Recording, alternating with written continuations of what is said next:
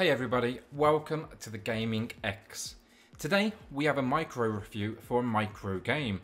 We're checking out Energy Cycle on the Nintendo Switch from developers Sometimes You.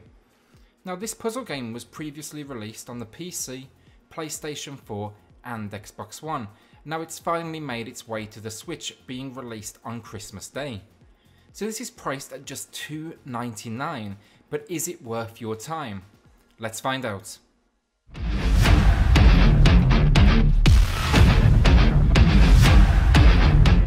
So when it comes to graphics, there's not too much to say here. Menus are designed well with all the core functionality we would expect, and there's some basic imagery tying into the game. The same neon theme you see here runs throughout the entire game, so it's nice to see the effort and consistency there. Audio. It falls almost entirely to the music. Now the music here, I will say, is a mixed bag. As with any puzzle game, it's challenging to match any music to the puzzle itself. They demand repetition in gameplay, which means repetition in soundtrack, and there's a very fine line between catchy as hell or throwing your Switch out of the window in a momentary lapse, forgetting it has volume controls.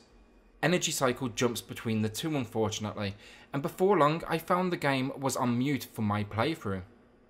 It is a good effort for an indie title, but it just didn't work for me. So gameplay. Energy Cycle contains 3 game modes, but I will be honest, this is very sparse.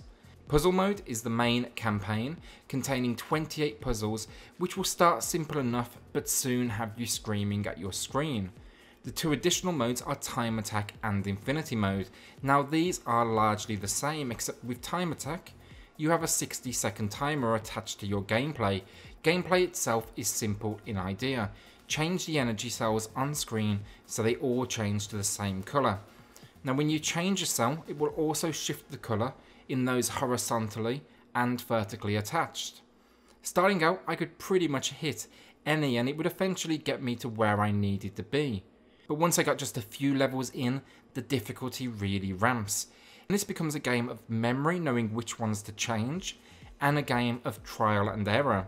I personally would have preferred a breakdown of maybe colours and what comes next, so I could start to plan and piece together the puzzle.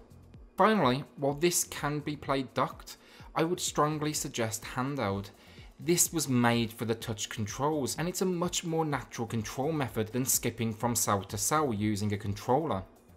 So my final verdict. So cost to content amount is an interesting question. At $2.99, I feel very few people would be disappointed if this was not the game for them. It's such a small investment and risk in comparison to most titles. For me though, there just isn't enough content here to give this one a recommendation. The gameplay never changes, and with only 28 levels, the longevity is very short. Additionally, because of the trial and error nature of the puzzles, the reward just wasn't there for me personally. Solving a puzzle should be a moment of joy and celebration, and instead here I felt very little. The Gaming X awards Energy Cycle a 5 out of 10. Finally, I just want to say one thing. For puzzle fans out there, Energy Cycle is a curious title with a very low price point. Now if you are a die-hard puzzle fan, then honestly, drop the $2.99 and see what you think. It might be the game you've been looking for, and we need to support these smaller developers who are taking risks and pricing their games where they should be. This has been developed from a love for gaming, not for huge profit margins, and I think we can all appreciate that. Thanks so much for watching today. If you like what you saw, then consider hitting subscribe. We'll see you on the next Gaming X.